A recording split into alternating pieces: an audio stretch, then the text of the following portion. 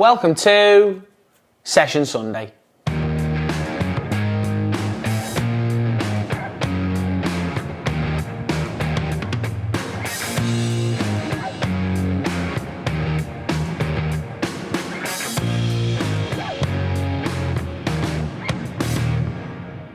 Hi guys, it's Jack Edwards, and in today's video we're going to be taking a look at attacking and transition.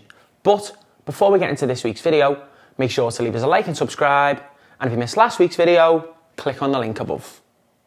Okay, so moving into the first part of this week's session, we're going to be looking at a 1v1 drill, so focusing on trying to attack the goal but also our recovery runs to try and defend as well. But before we get into it, let's have a look at how many players we've got this week and the equipment that we'll be using. So in terms of players for this week, we're going to be working with 12 players, all outfield players. But if you have goalkeepers, that's fine, you can just add them in. So where we're having the goals with no goalkeepers, so smaller sided goals, you can add in goalkeepers instead, okay? In terms of having more or less players, that's fine as well. Just adapt it to how many players you've got and look to split your group into two. So how this drill is going to set up, in terms of equipment, we're going to be using balls, bibs and cones, okay? And then if you don't have small-sided goals, you can look to use poles instead to obviously mark out a goal area. In terms of the setup for this part of the session, okay? So the middle area here, where we're going to have a gate, the gate's just going to be the gate's only going to be 5 yards, okay?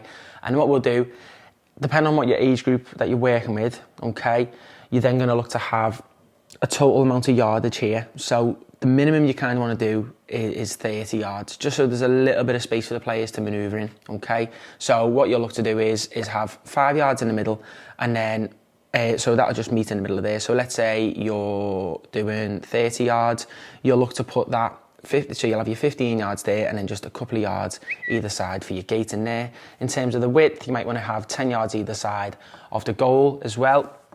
And then in terms of the cones here, so we're going to be starting here. So if you had your, let's say your 10 yards either side where the gates will start here, okay?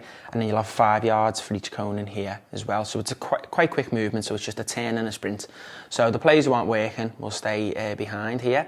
The players who are moving, okay, they're going to sprint around the cone here, or the pole, sprint back through and through the gate. As they come through the gate, the coach will then play the ball in, okay? If you have two coaches as well, or a set amount of coaches, okay, you could locate them around, okay? So as the player comes through, okay, the coach who's going to play the ball will shout. So the coaches might know themselves who's going to play beforehand. It could just be a hand signal, okay? So then the players have got to react to it. So one team's going to be finishing in one goal, one team's going to be finishing in the other goal. So let's say the Reds come through first and they're shooting in this goal. The coach, instead of playing it towards here, will look to play it more in front of them. So then the blue player's going to look to recover and stop them getting the route to goal.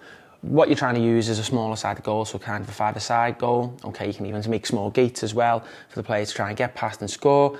You could even create an end zone instead. So instead of it being a goal to score in, the players have got to dribble past a certain line to score, which gives the defenders a chance to get back in to try and win it back, and then they can go and attack their goal. So it can be that the play's live until the ball goes out or there's a goal, or it can be a set amount of time. It could be after 20 seconds, 30 seconds. If the player looks like it's dead, okay, you can say to the players, okay, 10 seconds remaining, and then after that, if no one's scored, the next players can go. So then, as soon as the players have gone, they go to the back of their queue, the next player will move up, okay, players just keep moving up, so they're getting a little bit of rest in between as well. Again, you could always set up 2 different areas if you wanted to as well. Ball will start with one of the coaches again. And then again, we're going around, come up, through. Whoever gets through first with the Blues this time, they then look to attack there. One rule that you could say is that it can't be a first time finish, so that it gives the chance for the other players to look to get back in. They have to take a touch first to attack. So what we're focusing on is being confident, driving into space, okay, that decision making to go, okay, as soon as you've got the ball, looking to attack that goal, so attack the centre of the pitch, okay, having that confidence to drive with the ball, as well as determination to get on the ball, and then those recovery runs as well to try and win the ball to transition.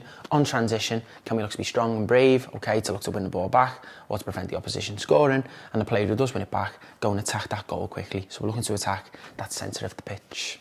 We will now move into our first animation before moving on to part 2 of this week's session.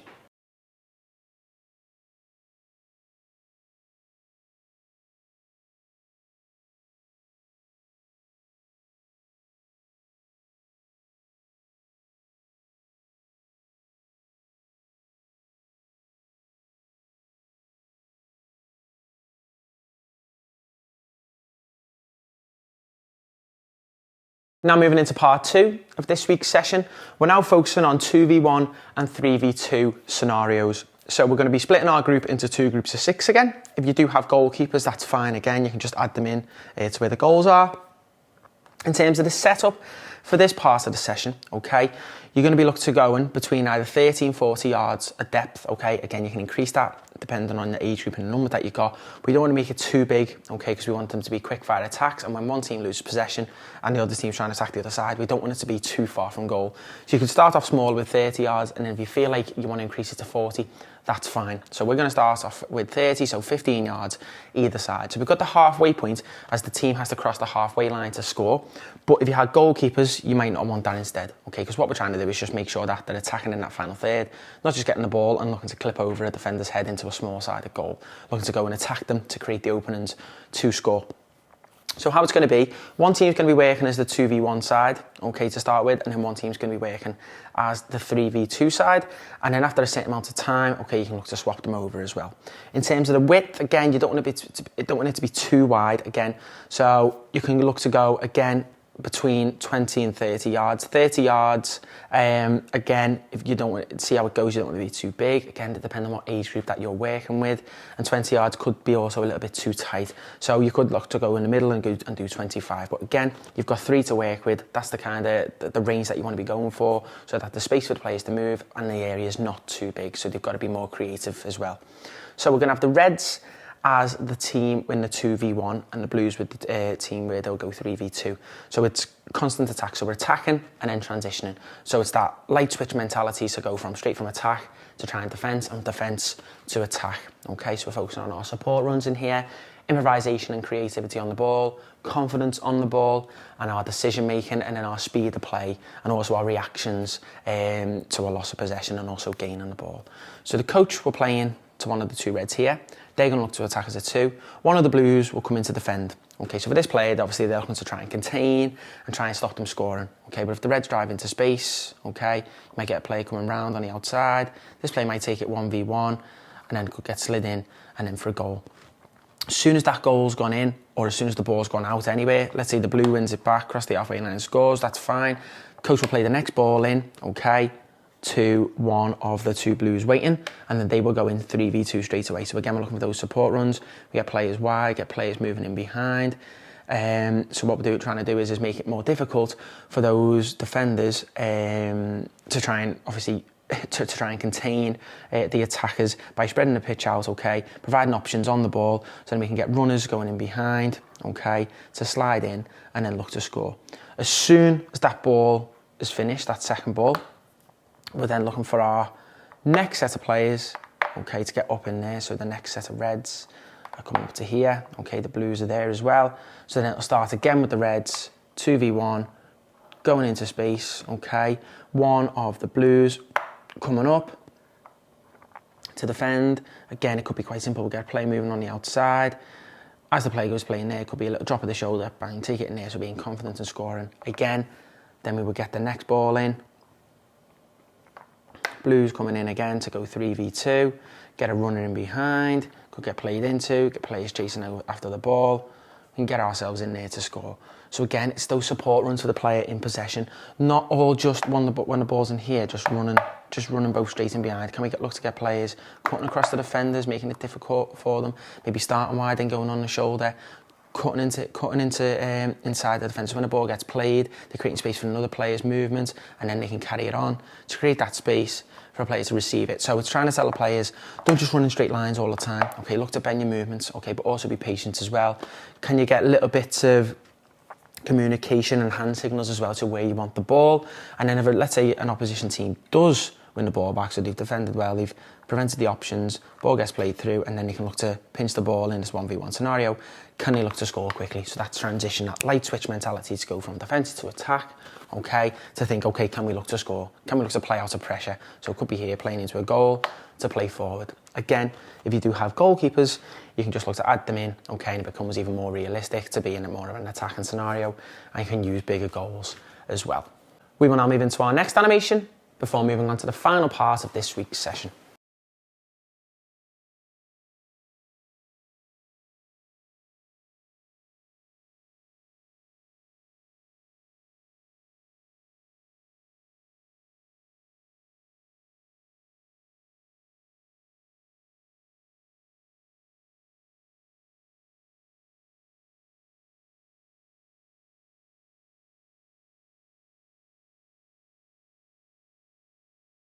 Okay, now moving into the final part of this week's session, we're now moving more into a small-sided game-based scenario, which is again going to be focusing on attacking and those transitions as well.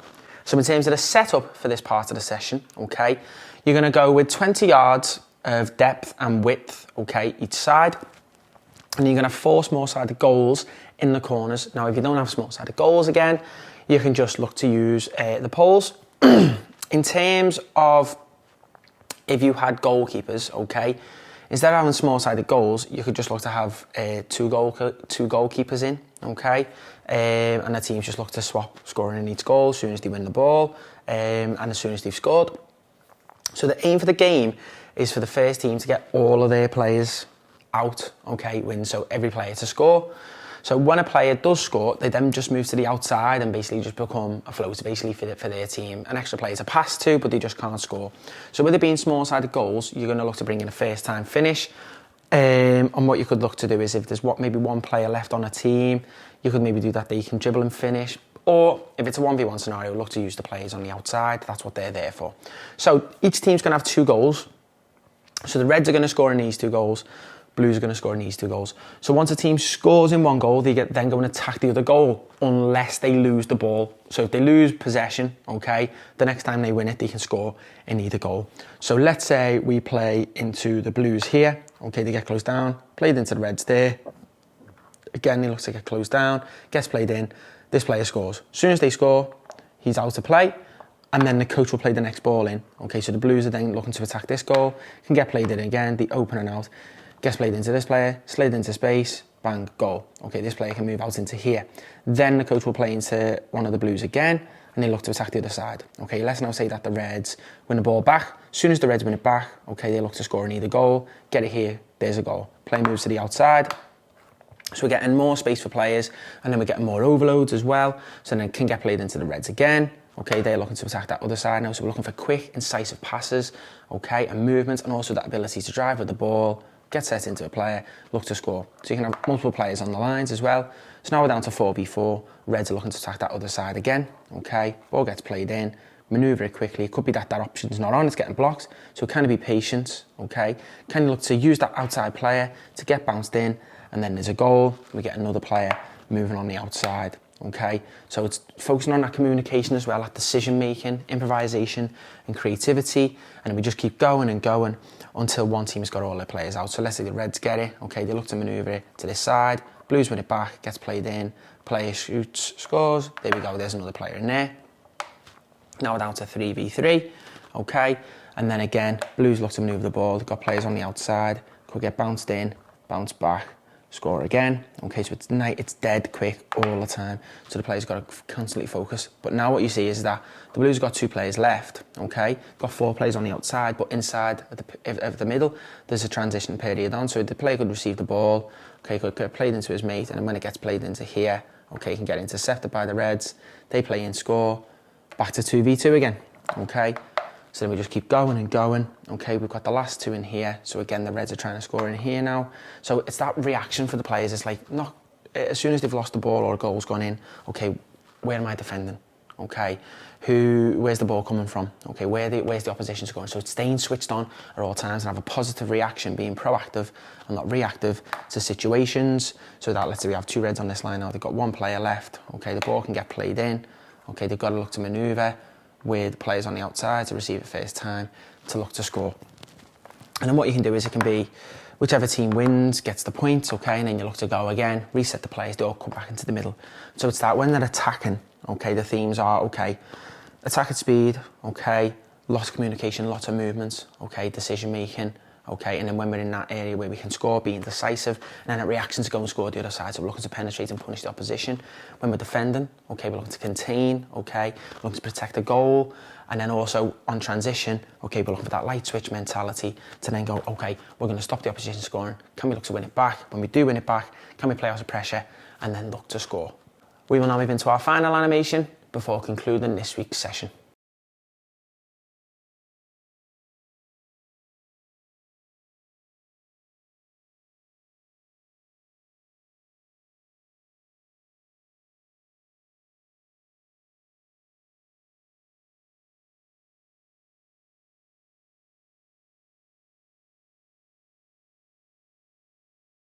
Thanks for watching this week's video. Don't forget to head over to our website where you can sign up to view all of our exclusive content. And we'll see you next week for another Session Sunday.